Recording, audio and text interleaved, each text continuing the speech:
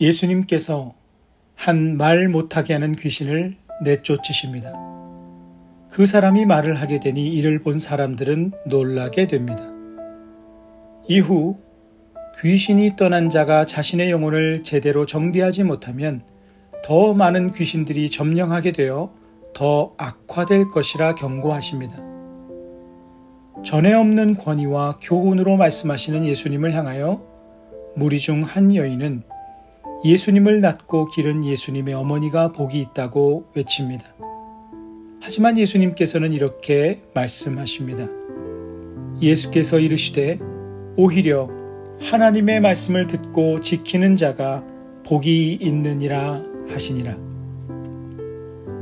전에 없었던 권능과 지혜로 말씀하시는 것을 보고 들은 한 여인의 찬양은 예수님을 향한 최고의 찬사 중 하나였습니다.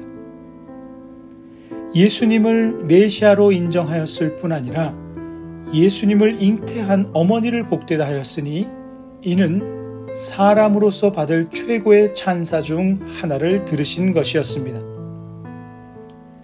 그러나 예수님께서는 그 모든 찬사를 받아들이지 않으셨습니다.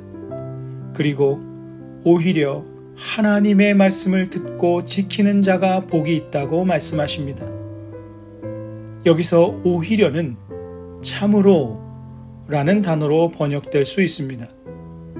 참된 복은 하나님의 말씀을 듣고 지키는 것이라고 말씀하신 것입니다. 예수님의 말씀을 일반적으로 적용하면 예수님께서는 진정한 복은 타고나는 것이 아니라 만들고 세워가는 것임을 말씀하십니다.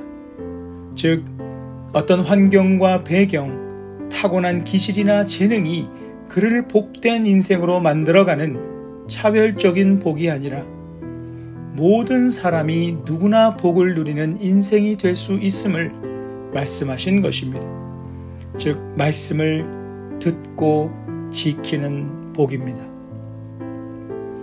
예수님께서는 사람의 영혼을 사탄으로부터 지키는 길은 말씀으로 그 온 마음을 채우는 일이라고 말씀하셨습니다. 그렇지 않으면 사탄에게 마음을 빼앗겨 안 좋은 상태가 된다고 하십니다. 예수님께서 보시기에 사탄에게 마음을 빼앗긴 채 사는 것이 안 좋은 인생이며 복되지 않은 삶이라는 뜻입니다.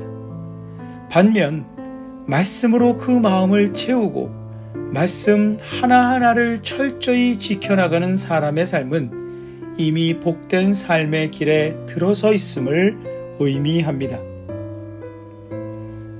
말씀으로 우리의 영혼을 채워 마음을 지키지 않으면 우리는 사탄이 주는 마음을 이길 수 있는 능력이 없습니다.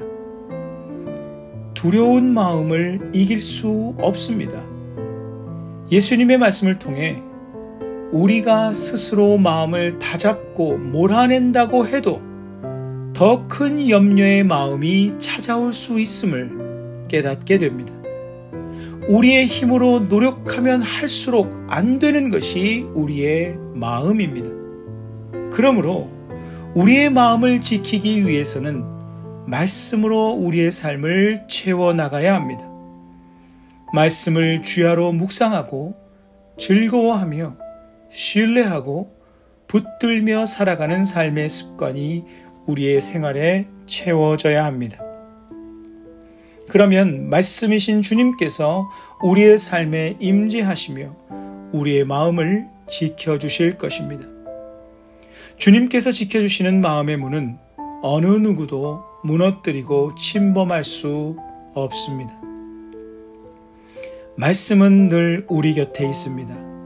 이는 말씀이신 주님께서 늘 우리 곁에 계심을 의미하기도 합니다. 말씀을 소중히 여기며 말씀을 듣고 지키는 삶은 주님을 소중히 여기는 삶입니다. 주님께서는 그분을 소중히 여기는 자, 곧 그분의 말씀을 소중히 여기는 자와 더욱 힘있게 함께 하시며 그 마음을 지켜주실 것입니다. 주님과 함께하는 것이 복입니다. 우리는 늘 복을 앞에 두고 살아갑니다. 말씀을 기억하시며 기도하는 시간을 가지십니다.